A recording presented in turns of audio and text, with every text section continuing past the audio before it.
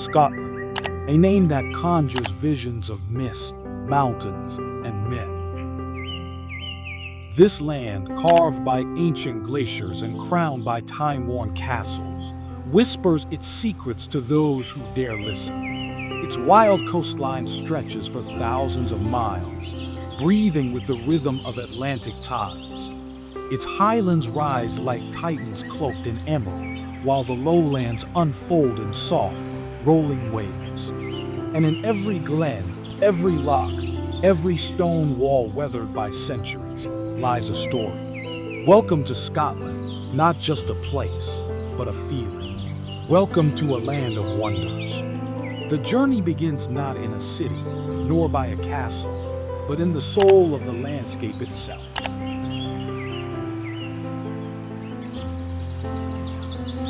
Before we explore the iconic landmarks and hidden gems, we must understand the canvas they're painted on. A land of three worlds, Scotland divides naturally into three main regions. The Highlands in the north, ancient, raw, and sparsely populated, where time seems to slow.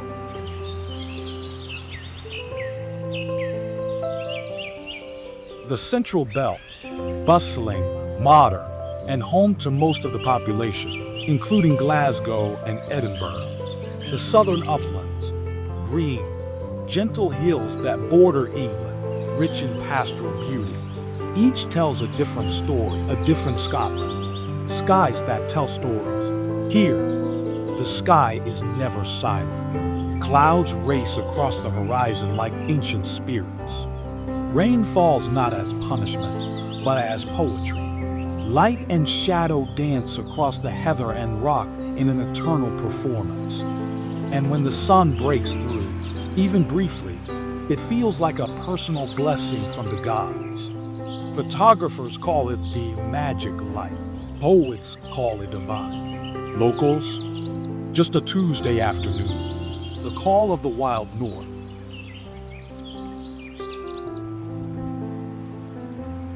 Let us travel now to our first destination, a place that captures the fierce beauty of Scotland like few others.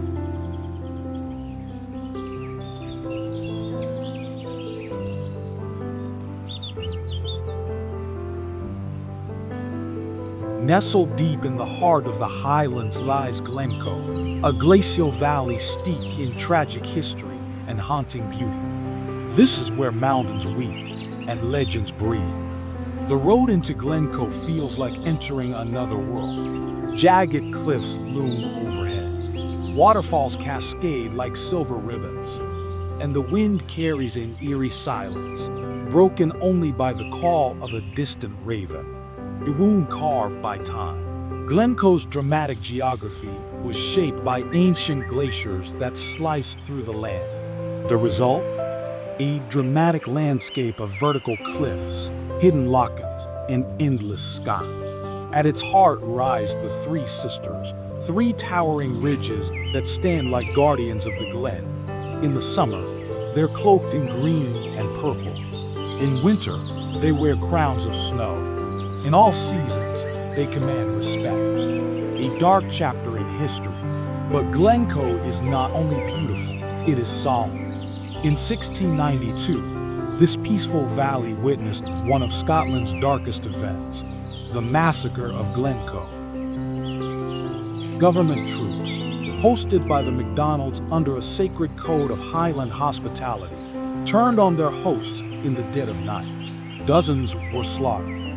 To this day, many say the Glen has never forgotten. Some locals speak of whispers on the wind, a chill that lingers even in spring, and a sorrow etched into the very soil. Whether superstition or memory, Glencoe does not let you pass untouched. Nature's cathedral stands still here, and you'll hear it, not silence, but a symphony. The rush of wind through the grasses, the trickle of water from mountain springs, the distant rumble of thunder on the horizon. This is Scotland's cathedral, one not built by hands, but by time. Hikers from around the world come to walk its trails, From easy paths along the valley floor to challenging ascents up by the Nambian, the highest peak in the area. Every footstep feels like a pilgrimage. And when the mist rolls in and swallows the peaks above, the glen transforms again, less a place and more a dream. Film and fame. If Glencoe looks familiar, it might be because it starred on the big screen. From James Bond's Skyfall to Harry Potter's Hogwarts Express Journey, filmmakers can't resist its brooding majesty. Yet no camera truly captures it. To stand here in the chill morning fall, watching sunlight fight through cloud and kiss the mountaintops, that's the kind of moment that lingers in the soul forever. More than just scenery. What makes Glencoe unforgettable isn't just the landscape, it's the feeling, the weight of centuries, the pride of clans, the silence that speaks louder than words. You don't visit Glencoe, you experience it. And as we leave this hallowed glen behind, a part of it stays with us, like the echo of a song you didn't know you remembered. Next, we journey to one of Scotland's great historical strongholds, where heroes rose, queens ruled, and the fate of a nation was decided.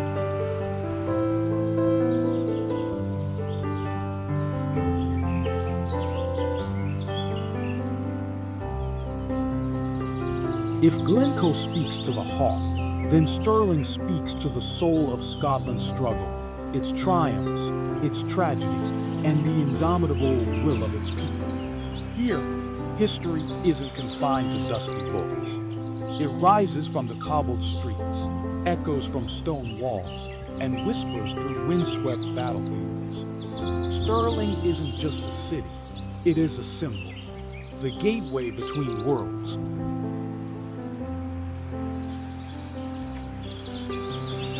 Strategically perched between the Highlands and the Lowlands, Stirling has long been called the key to Scotland. For centuries, whoever held Stirling held control of the entire realm.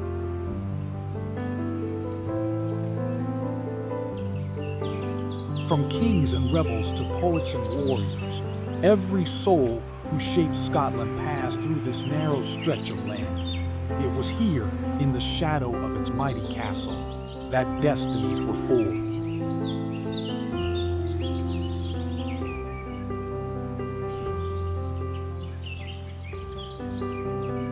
Atop a volcanic crag, Stirling Castle commands the valley below. It's one of Scotland's most important and majestic fortresses, rivaling even Edinburgh's. Its thick walls have seen sieges, coronations, betrayals, and royal births. It was here that Mary, Queen of Scots, was crowned. Here that James V built the sumptuous Great Hall. And here, in the heart of the Renaissance, the Stuarts dreamed of a grander Scotland.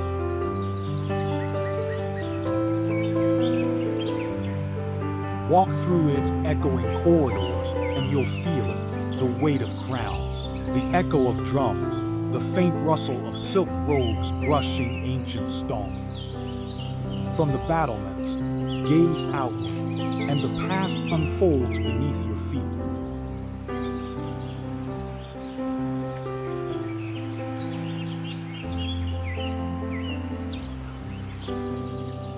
Just south of Stirling lies a quiet stretch of land that once thundered with the clash of steel and the cries of war. This is Bannockburn, site of one of Scotland's most famous battles. In 1314, facing overwhelming English forces, Robert the Bruce led a ragtag Scottish army to a shocking victory. It wasn't just a win, it was a declaration. A nation would not kneel. Today, the battlefield is peaceful.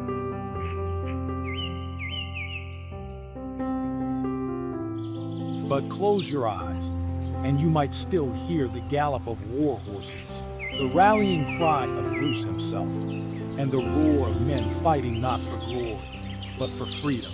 A towering statue of Bruce marks the field, sword aloft, gaze fierce. He stands not just as a hero, but as a reminder that courage can rewrite history.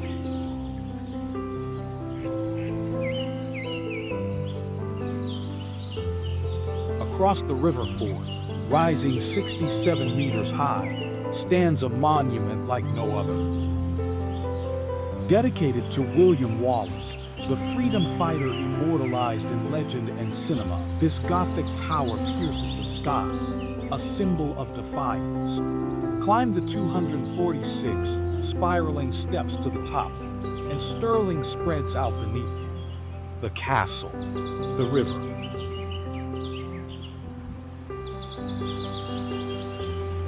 The hills that once bore witness to Wallace's stand at the Battle of Stirling Bridge, where a smaller Scottish force crushed the mighty English army through cunning and grit. Inside, the monument holds Wallace's broadsword, a massive, two-handed blade over 5 feet long.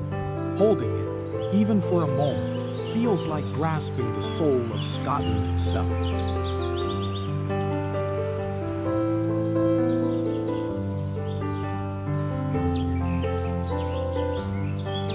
Tucked beside the castle is a lesser-known gem, the Church of the Holy Rood, built in the 15th century and one of the few surviving medieval churches where a reigning monarch, James VI, was crowned. Its dark wooden ceiling, Gothic arches, and candlelit silence speak of reverence and rebellion. The surrounding cemetery tells quieter stories of artisans, soldiers, nobles, and dreamers, all resting in the same soil they once fought to defend.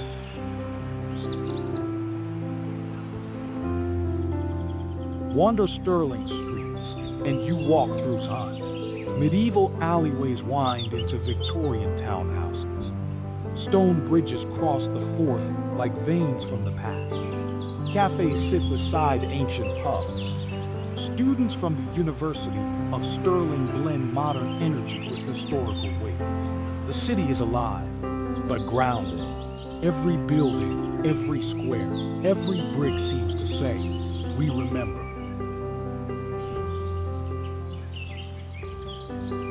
To know Stirling is to understand Scotland's soul. Not just the battles, but what they meant. Not just the walls, but the dreams they sheltered. Not just the victories, but the wounds that made them necessary. Here, the land does not boast. It simply stands, proud, battered, resilient, just like its people. As the sun sets behind the castle, casting long shadows over the battlegrounds, Stirling's message becomes clear. Freedom is not given, it is earned, and it is guarded with blood, stone, and memory.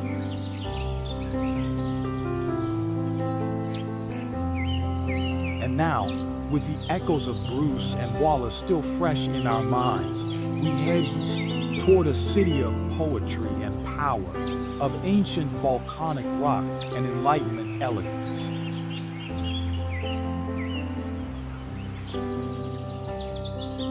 In the shadow of an extinct volcano, rises a city built on myth, memory, and magnificence. Welcome to Edinburgh, the beating heart of Scotland.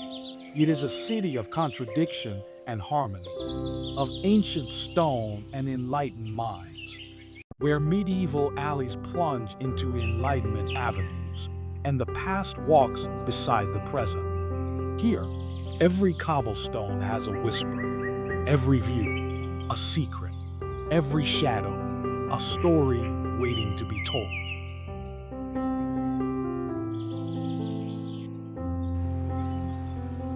The first glimpse of Edinburgh Castle is unforgettable. Perched atop Castle Rock, a volcanic plug that erupted over 340 million years ago, the fortress commands the skyline like a stone crown. It is no ordinary castle, but the spiritual anchor of a nation.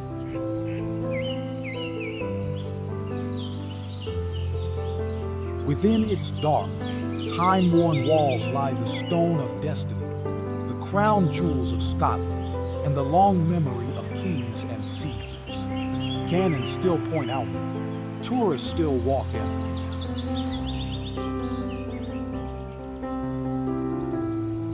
But close your eyes, and you'll hear echoes of bagpipes and battle cries, of coronations and conspiracies, of ancient oaths sworn in the cold wind.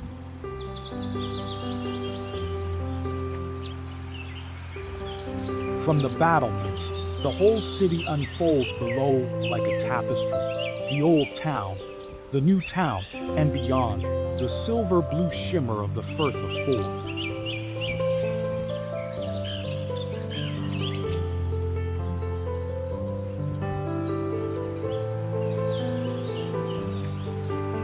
From Edinburgh Castle, the Royal Mile descends eastward like a ribbon of stone, weaving together centuries of history.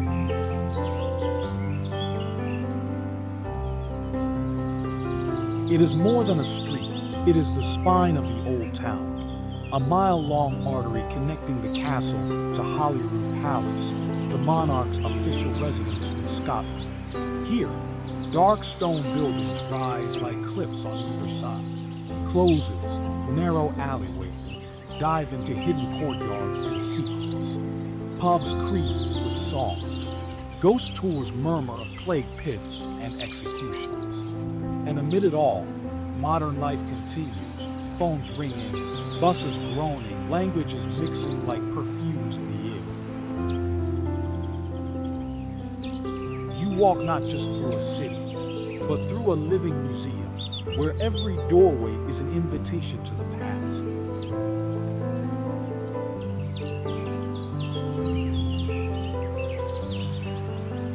Edinburgh is divided, not by conflict, but by time. To the south, the old town, a medieval warren of stone, soul, and mystery.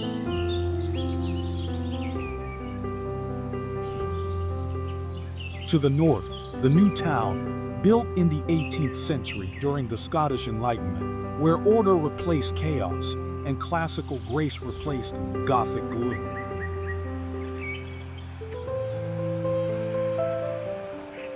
The new town is all elegance and ambition. Georgian terraces, golden sandstone, symmetrical facades, and brightly painted doors.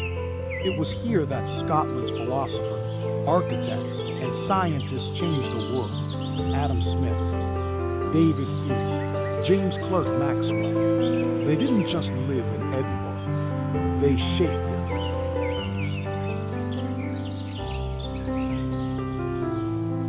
Walking between these two cities, the brooding old and the brilliant new, is like moving between dreams and reason.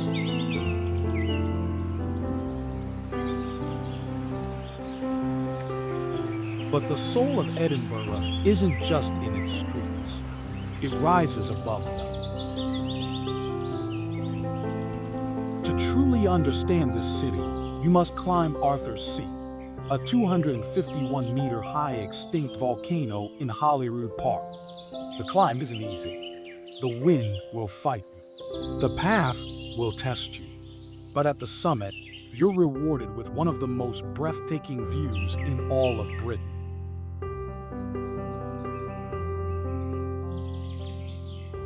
The city unfurls in every direction. Spires piercing the sky, rooftops like broken stone waves, and the distant sparkle of the sea. It is here, above it all, that you realize Edinburgh is not just a city. It is a living sculpture shaped by fire, faith, and fierce beauty.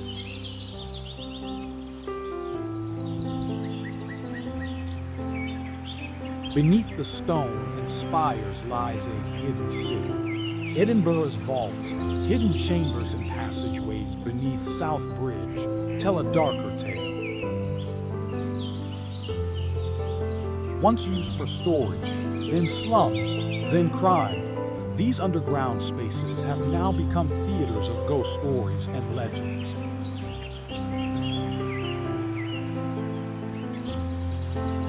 Mary King's Close, a warren of underground alleys sealed off during the plague, has been preserved like a time capsule. Walking through it, guided only by candlelight and whispers, is like walking through fear itself. Above ground, the city welcomes you. Below, it remembers everything.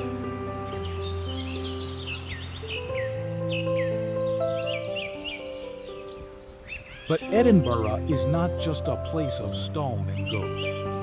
It is a celebration of life. Each August, it becomes the cultural capital of the world during the Edinburgh Festival and the Fringe, the largest arts festival on earth.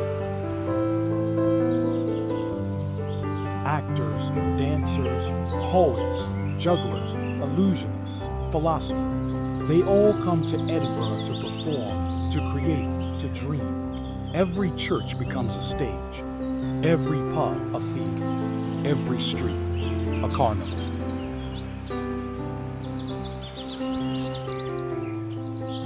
And when the sun sets and fireworks light up the castle and the Royal Mile buzzes with joy, you realize this city breathes art.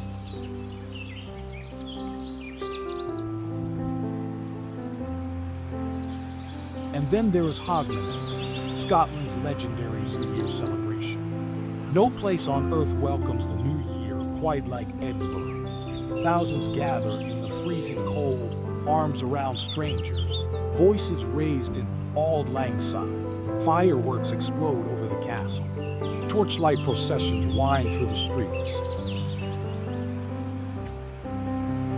There is music, laughter, warmth, and beneath it all, the age-old Scottish spirit. Hope through hardship, joy through frost.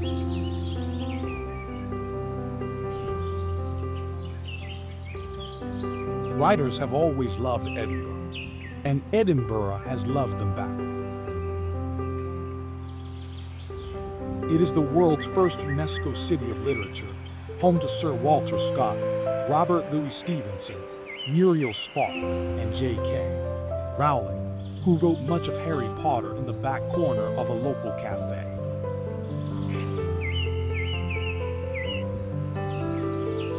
The city's Writers' Museum, its bookstores tucked into side streets, and its literary walking tours remind us that this is not just a city of sight, but of story.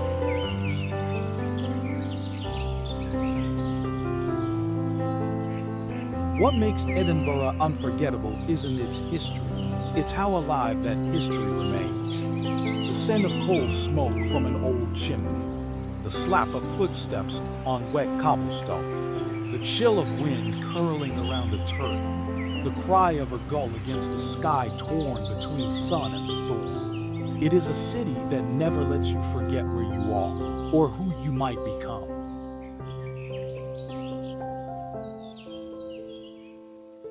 So we leave Edinburgh now, reluctantly, reverently, with the silhouette of its castle still etched in our minds, and its stories pulsing in our veins. Ahead lies a different kind of majesty, not a city, but an island, not made by hands, but by the sea and sky.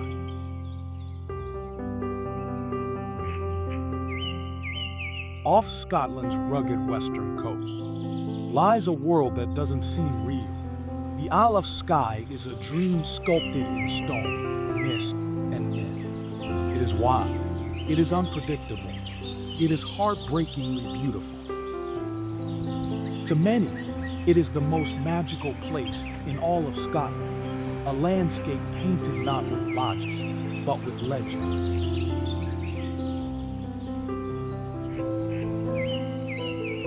Getting to Skye is an adventure in itself. You can take the winding road over the Skye Bridge, suspended between the mainland and the island like a whisper between worlds. Or you can arrive by ferry, gliding over cold, steel blue water, as the island rises before you like a sleeping giant. Either way, your first glimpse of Skye stays with you forever. Mountains wrapped in cloud, jagged peninsulas clawing into the sea, villages clinging to cliff edges, a light that changes by the minute, a sky that never settles. This isn't just a place, it's a spell.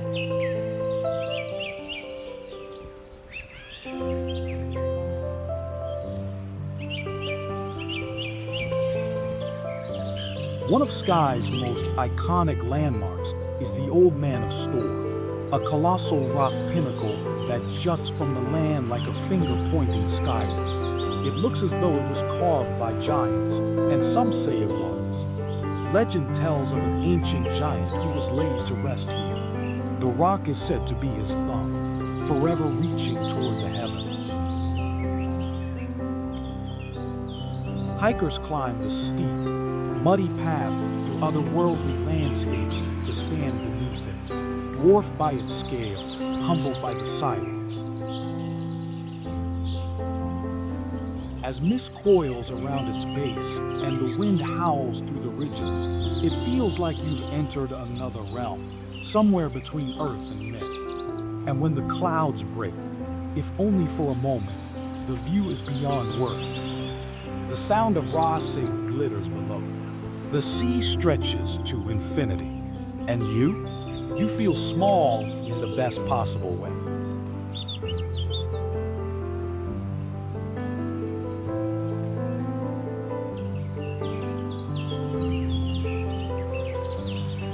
On the northern Trotternish Peninsula lies the Quarry, a surreal, shifting landscape created by ancient landslides. Here, cliffs crumble into strange towers. Plateaus fall into bottomless bowls. Spires twist toward the clouds like frozen lightning. It is a place of drama, sculpted not just by geology, but by time and imagination.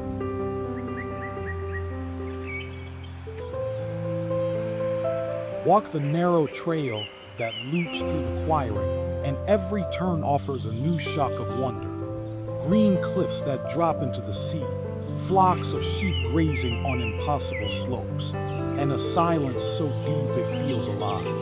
Even on foggy days, or perhaps especially then, the Quarry entrances. It feels haunted, hallowed, unfinished, as if the land is still deciding what it wants to be.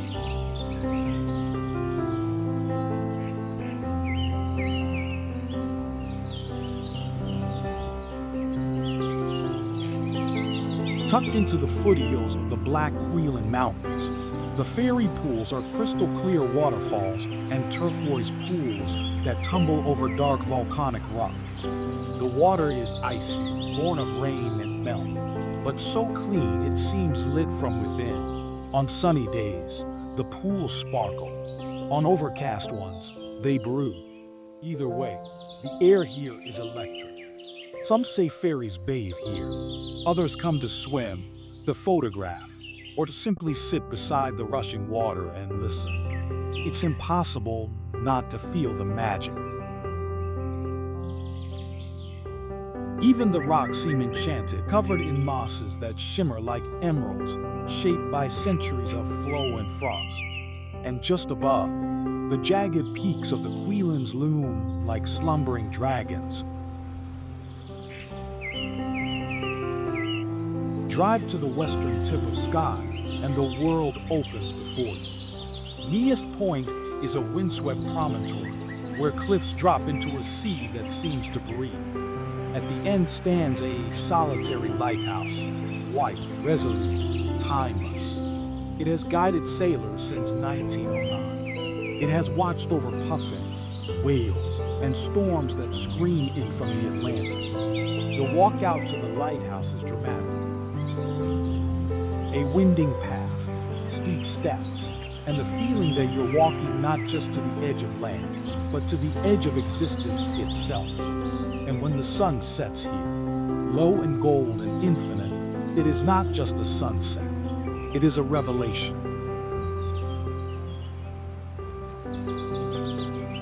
Skye is not only nature, it's also heritage.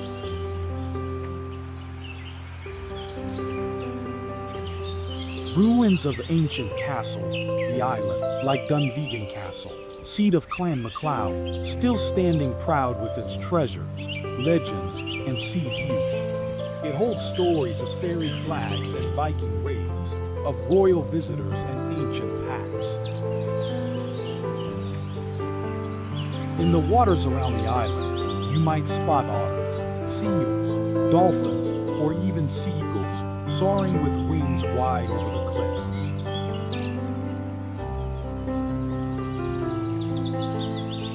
And listen carefully in the small villages. You'll still hear Scottish Gaelic, whispered by old fishermen and sung by schoolchildren. The culture here endures, not as a museum piece, but as a living rhythm.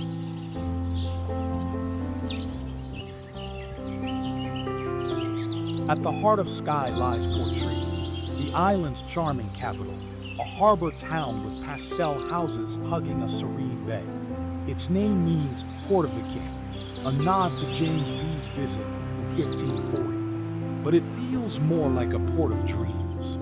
Fishing boats bob in the tide, smoke curls from stone chimneys, cafes serve hot tea and warm bread, and as night falls, music spills from the pubs, fiddles, pipes, voices raised in songs older than memory. It's a place to rest, to refuel, to reflect on everything you've seen.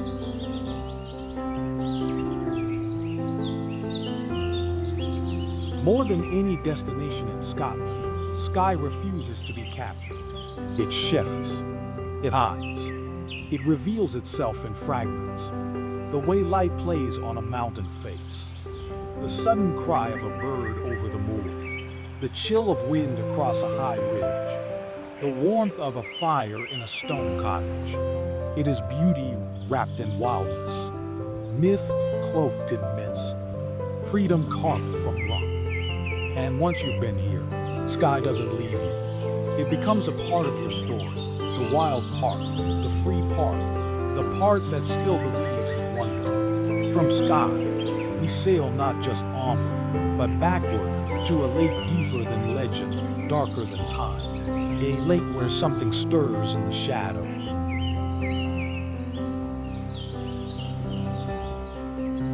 In the heart of the Scottish Highlands lies a shadow, long, dark, and unfathomable. That shadow is Loch Ness, a lake so steeped in myth, so cloaked in mystery, it has become a legend in itself. A place where the line between history and folklore blurs, where the stillness of the water hides ancient secrets, and something deeper, much deeper.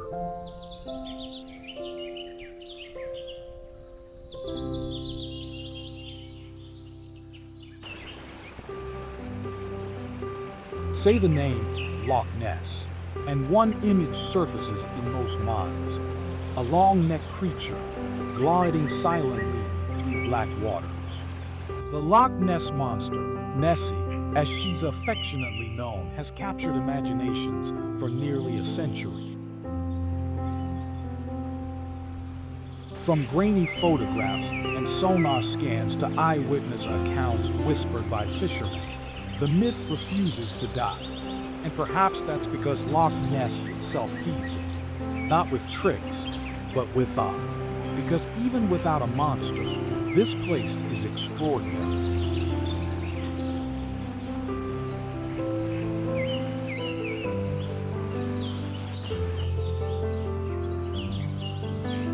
Loch Ness stretches 37 kilometers from Inverness to Fort Augustus, slicing through the Highlands like a black mirror. It's not Scotland's largest loch by surface area, but it holds more water than all the lakes in England and Wales combined. That's over 7.4 cubic kilometers of water.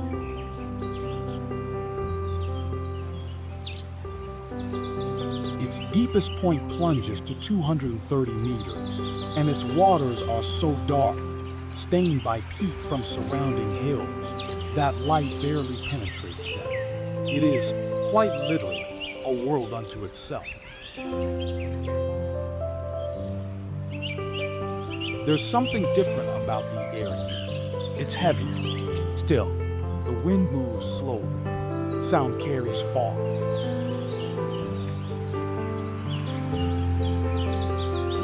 On a quiet morning, with mist rising from the surface and the mountains standing silent on either side. You feel something more than beauty.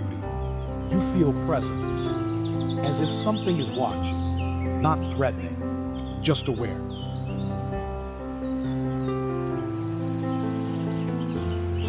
And whether that presence is born of ancient creatures, ancient history, or the human imagination, doesn't really matter. The feeling is real and unforgettable.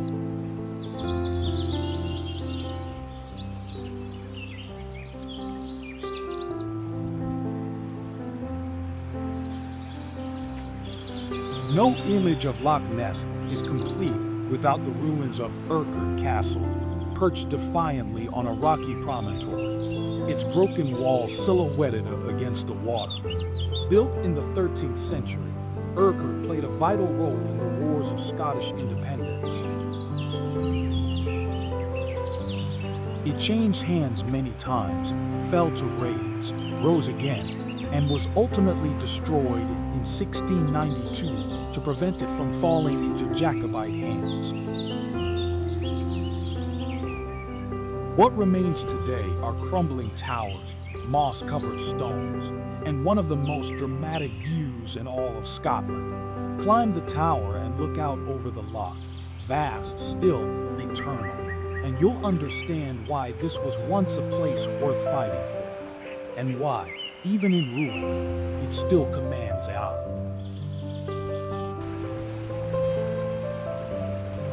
Every year, thousands arrive on the loch shores with one question: could Nessie be real? Boat tours depart from Dunnottar and Fort Augustus, scanning the loch with sonar. Local museums display decades of photographs, sonar readings, and media reports. Guides tell stories passed down through generations. Skeptics scoff, scientists shrug, but the locals, they smile, because they know that Nessie is more than a creature. She is a symbol of possibility, of mystery, of things we still don't understand. And in a world that measures everything, Loch Ness remains deliciously unmeasurable.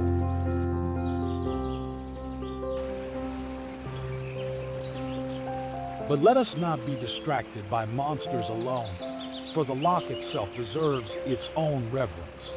Its waters are home to Atlantic salmon, trout, and eels.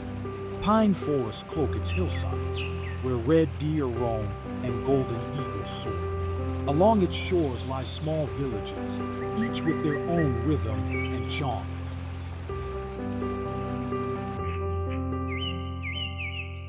At Foyers, a trail leads you through woods to a spectacular waterfall, the Falls of Foyers, which plunges into a gorge with thundering grace. It was once admired by Robert Burns, who wrote of its hoary rocks and dark woods.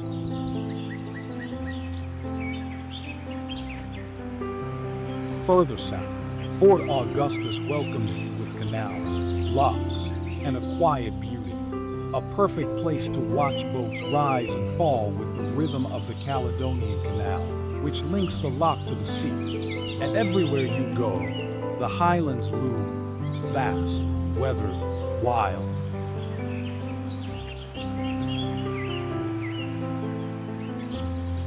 Loch Ness doesn't shout, it murmurs.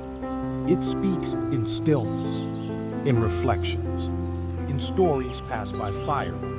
And that's its power.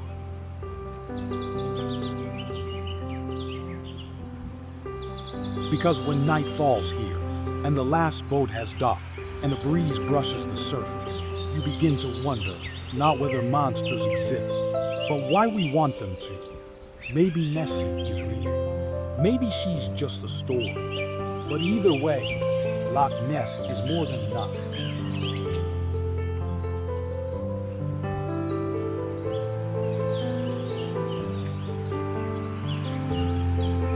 Realize that Loch Ness sits on a geological scar, the Great Glen Fault, a vast rift that once threatened to split the country.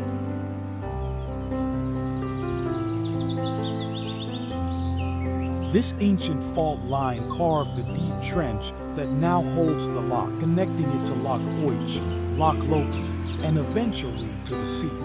It is a reminder that Scotland was forged in fire, ice, and collision, and that even in stillness, the earth remembers movement. Come here at dawn, when the mist hangs low and the world feels paused, when the mountains wear soft halos and the loch stretches like polished obsidian. Sit by the shore, wrap your hands around a warm cup, let the silence wrap around you, and wait for the ripple, for the shake, for the story to begin again. From Loch Ness, we turn south to the foot of the highest peak in the British Isles, a place where mountains kiss the clouds and adventure waits on every trail.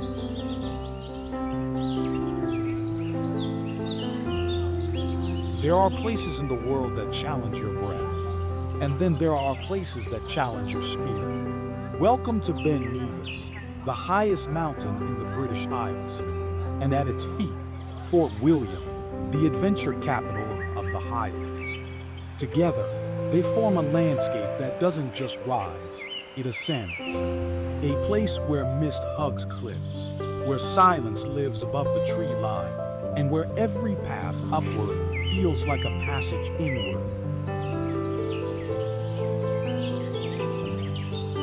At 1,345 meters, Ben Nevis, affectionately known as the Ben, stands like a sleeping titan above the Western Highlands. Its Gaelic name, Beinn Nevis, is often translated as venomous mountain, not because it wishes you harm, but because it demands your respect. This is not just a hike, it is a pilgrimage. On any given day, Ben Nevis can be a gentle climb or a ruthless triumph. Its weather changes not by the hour, but by the minute. Clear blue skies can vanish into cloud. Sunshine can become sleet. A warm breeze can freeze in seconds. Even in midsummer, snow can linger near the summit, a reminder that this peak belongs to no season. It belongs only to itself. But for those who reach the top, the reward is beyond words. On a clear day, you can see as far as Northern Ireland. You gaze out over the Inner Hebrides, over glens and lochs, over a Scotland shaped by fire and ice. And in that moment, standing above the clouds, you understand why mountains are worshipped. The most popular route is the mountain track, also called the pony track, which begins just outside Fort William.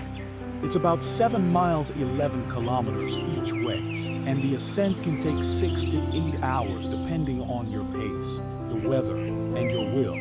Along the way, you'll pass waterfalls, rock screens, and the ruins of an old observatory, once manned year-round by weather watchers braving the brutal summit conditions. For seasoned climbers, the North Face offers sheer cliffs and ice climbs that demand courage and skill. Every year, hundreds of hikers reach the summit, and some don't. Not because they aren't strong, but because the mountain decided otherwise. Here, nature leads. We follow.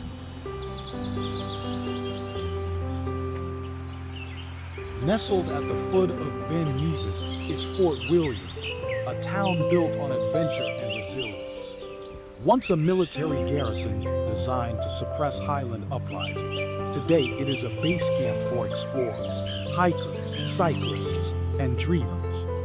The town itself is modest, whitewashed cottages, a few shops, friendly cafes, and pubs that warm the bones after a cold descent. But its soul is vast. You can smell the damp wool of walkers. Hear boots clatter on stone. See maps unfurled on wooden tables, routes planned in pencil and hope.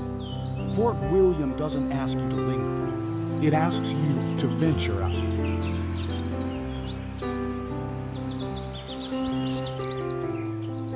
Just outside Fort William lies Glen Nevis, a valley so green, so serene, it feels like a Celtic painting. This is the calmer side of the mountain. Here, the Nevis River winds past ancient forests and grassy meadows. Cows graze lazily, waterfalls sing. Most famous among them is the Steel Falls, one of Scotland's tallest at 120 meters. To reach it, you follow a narrow, rocky trail through a gorge, one of the most rewarding short hikes in the Highlands. At the end, the falls tumble down a cliff face into a meadow so perfect, it feels almost enchanted. And if you're brave, you can cross the river by way of a 3-wire bridge, steel cables, no handrails, just nerve. Every step sways. Every gust tests your balance. But the reward, a sense of triumph you'll carry for a lifetime.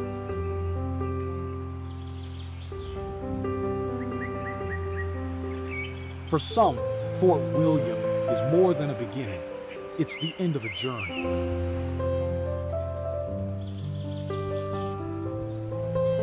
The West Highland Way, Scotland's most iconic long-distance trail, stretches 154 kilometers, 96 miles from the outskirts of Glasgow to Fort William. It winds through lochs and moors, mountains and glens, taking walkers through the full spectrum of Scottish wild. To reach Fort William on foot is to earn it.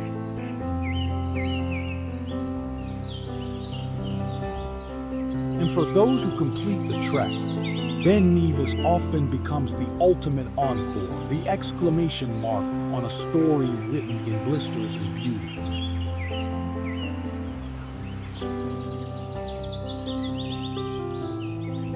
From Fort William, another kind of adventure begins, one powered not by boots, but by steam.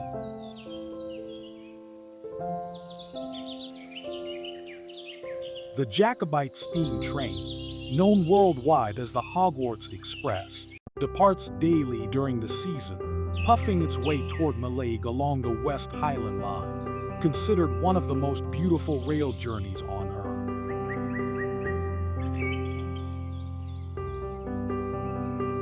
It crosses the iconic Glenfinnan Viaduct, curves through wild Highland landscapes, and hugs the coast where land and sea blur.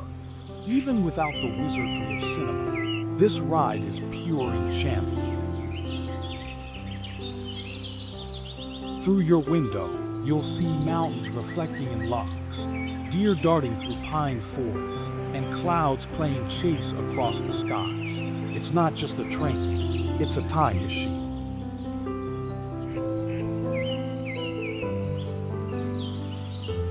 What makes Ben Nevis and Fort William unforgettable is not just height or beauty, it's transformation. To climb this mountain is to shed something, doubt, fear, fatigue, and rise lighter. To walk its trails is to understand silence. To sit by its waterfalls is to feel time slow. To breathe its air is to remember what freedom tastes like.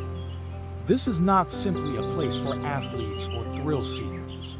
It is a place for anyone ready to be changed. From here, our path winds west once more to a castle of stone and water, standing where 3 lochs meet. It is the most photographed castle in Scotland, but pictures never tell the whole story. Where 3 lochs meet and tides bend around silence, a castle stands as if it were born of the land itself. This is Isle of Skye, perhaps Scotland's most iconic castle. A fortress not placed, but planted on a rocky island where Loch Duich, Loch Long, and Loch Alsh converge. It doesn't rise, it belongs.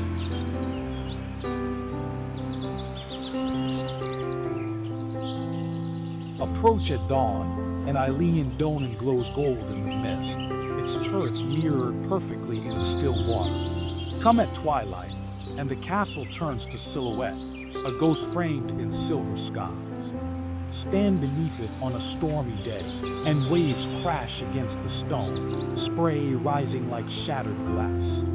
It changes with the weather, with the light, with you. No matter how many photos you've seen, nothing prepares you for the feeling. The hush, the weight of time, the beauty so still, it holds your breath hostage.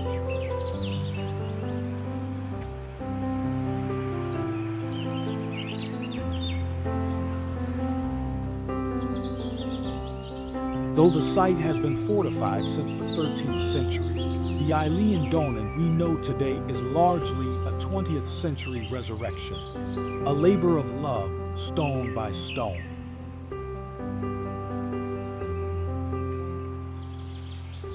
Once a key defense against Viking raids and clan feuds, the castle was destroyed in 1719 during the Jacobite uprisings, when Spanish forces supporting the rebellion were bombarded by English warships.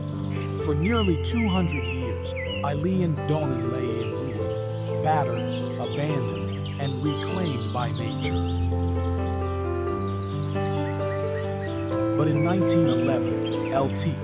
Colonel John McCrae Gilstrap, a descendant of the ancient clan, bought the island and began its resurrection. For over 2 decades, he rebuilt the castle by hand, guided by old plans and the bones of the ruins. What rose was not just a replica, but a reawakening, a castle reborn with pride, poetry, and precision.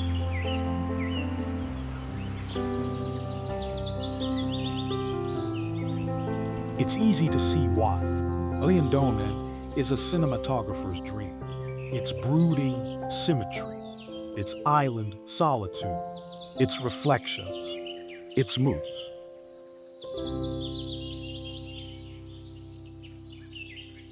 It has appeared in dozens of films, from Highlander to James Bond's The World Is Not Enough, each trying to capture its essence, none quite succeeding. Because Eilean Donan doesn't just look good, it feels sacred. It whispers something older than cinema, a lullaby sung in the voice of tides and wind.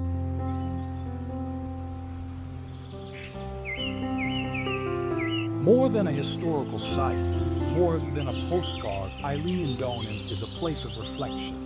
Stand at the edge of the bridge and listen. The lochs lap gently, gulls circle overhead, a breeze stirs your call, and for a few moments, nothing else matters. No phones, no clocks, no voices. Just the stillness of stone, the movement of water, and the sense that something eternal is watching with quiet approval.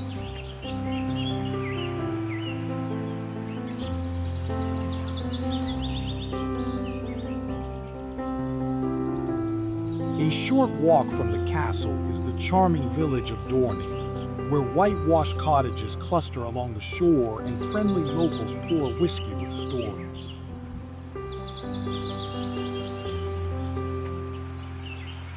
Stop at the Clock and Bar, one of the oldest in the Highlands, where the fire crackles and Gaelic songs sometimes rise from the back room. Buy a handmade wool scarf, a bottle of small batch Highland gin, a postcard that, somehow, still fails to capture what your eyes have just seen. Eilean Donan may be the star, but Dorney is its warm heart.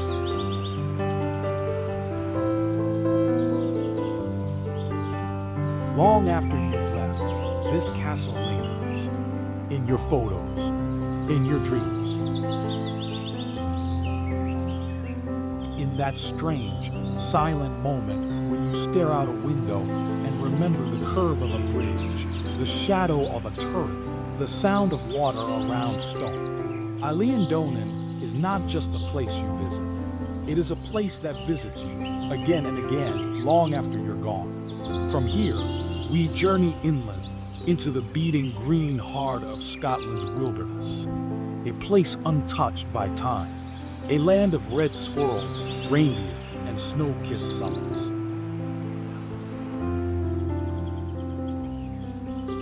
There are places where you escape the world, and places where the world disappears entirely. Welcome to the Cairngorms National Park, the largest national park in the United Kingdom and Scotland's untamed soul. This is a land where silence stretches for miles, where snow lingers deep into summer, where animals walk that have vanished from every other corner of Britain. Here, the land speaks first, and we are simply guests.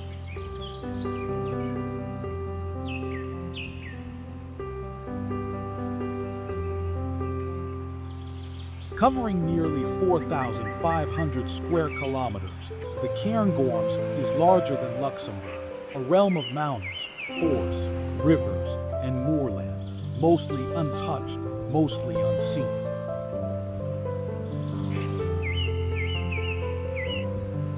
It's home to 5 of Scotland's 6 highest peaks, including Ben Macdui, second only to Ben Nevis, and the plateau of the Cairngorm itself, after which the park is named. But this isn't just about height, it's about space, freedom, a scale of nature that humbles everything around you. There are places here where you can walk for days and never cross another soul.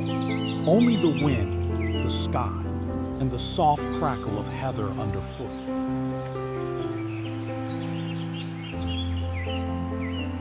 Once, much of Scotland was blanketed in ancient woodland, the mighty Caledonian forest. Today, fragments remain, and Glenmore Forest Park, in the heart of the Cairngorms, is one of the last.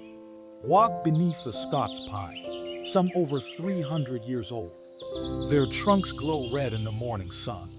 Their needles whisper stories older than memory. This forest is home to creatures seen almost nowhere else in the UK.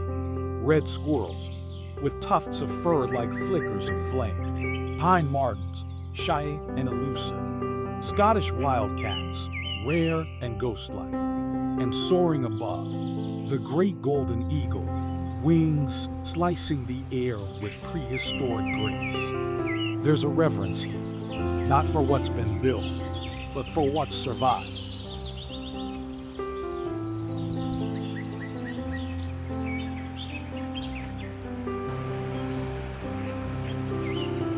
Near Aviemore, the bustling gateway to the park, lies Rothiemurchus, a private estate open to the public, a rare balance between stewardship and adventure.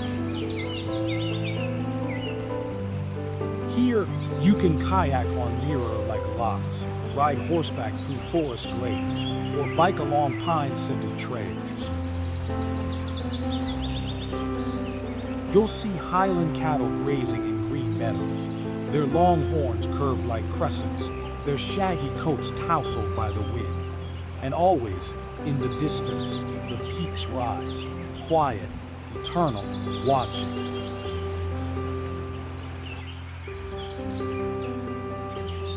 Yes, reindeer in Scotland.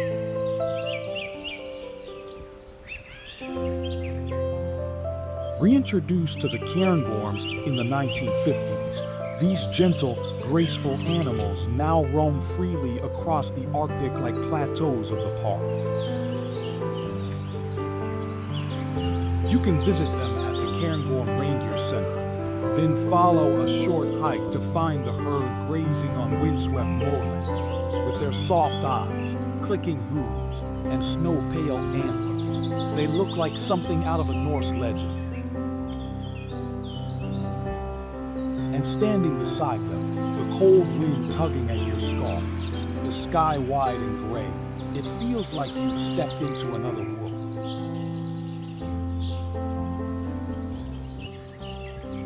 Tucked within the Rothiemurchus forest lies Loch Island, the lake of the island. Its surface is glass. Its shores are lined with ancient trees. And in the center, a ruined 13th century castle, half swallowed by mist, sits on an island of stone. Swans glide across the water. Reflections shimmer. It is quiet, profoundly so. A silence that feels sacred. This is not a tourist stop. It is a place for stillness, for thought, for standing still while time forgets to move.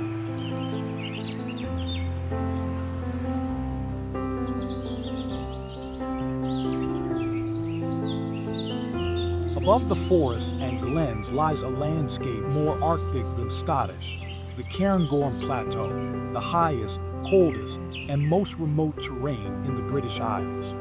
Blanketed in snow much of the year, this is a place where weather can turn from sunshine to blizzard in minutes. It is harsh, unforgiving, magnificent. Climbers and seasoned hikers come here for solitude, for challenge, for a taste of something ancient.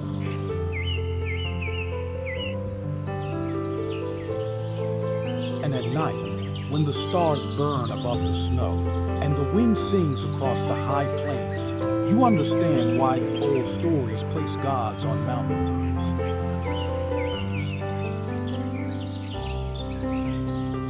The Cairngorms is the last redoubt of many wild species, but also, perhaps, of wild stories. Some say wolves still howl on moonless nights, ghosts of the packs that once ruled these glens.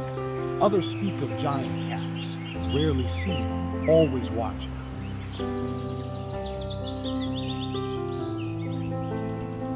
And in the darker folds of the forest, there are whispers of things older than memory, things that don't appear on trail maps, but live in the gaps between reality and wonder. In winter, the mountains wear crowns of white. Skiers carve down Cairngorm slopes. Frozen lochs gleam beneath pale skies. In spring, wildflowers return to the glens. Rivers swell with meltwater. Birds call louder. Summer brings warmth to the moors, though snow sometimes lingers, defiant, in shaded gullies. And in autumn, the entire park turns gold. Leaves blaze like fire. Stags roar across the hills in the ancient rite of the rut. Each season tells a different story. Each step is a sentence in the long poem of the land.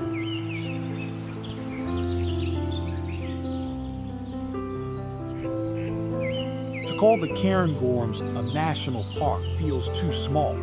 It is not a place created for people, but one where people are allowed to walk gently. There are no theme rides, no crowds, only trails and trees and time. This is Scotland before roads, Scotland before stories, Scotland as it was, and for now, still is.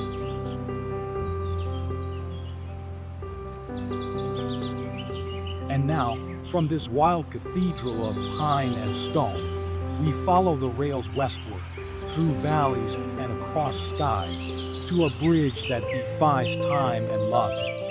A place where magic met steam, and where every curve tells a story. Sometimes, the journey is greater than the destination. Sometimes, a curve of stone becomes a curve of memory. Welcome to the Glenfinnan Viaduct, a soaring sweep of arches set against the brooding Highlands, built for trains, built by dreamers, built into legend. Rail meets romance, and steel meets story.